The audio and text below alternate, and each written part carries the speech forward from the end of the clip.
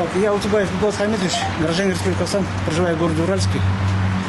Вышел с протестом из-за роста, космического роста цен на коммунальные услуги, на продукты питания, на лекарства, низкие зарплаты, пенсии, пособия. То есть народ, власть планомерно загоняет нищету. Мы неоднократно подписали уведомление на мирный митинг. Нам все время отказывают, ссылаясь на какие-то общественные мероприятия. Требуем митинг.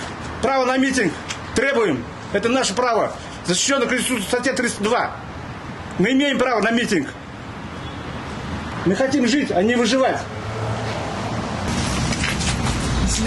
Голодок.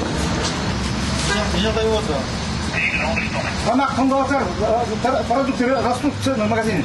Лекарства растут, цены в магазине. Коммунальные услуги растут. Всем растет.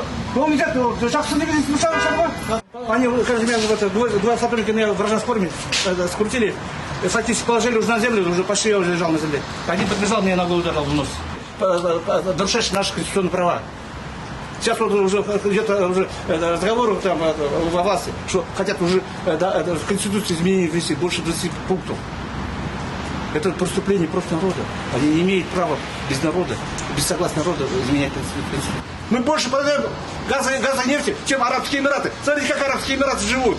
Посмотрите, народ, сколько можно терпеть и молчать.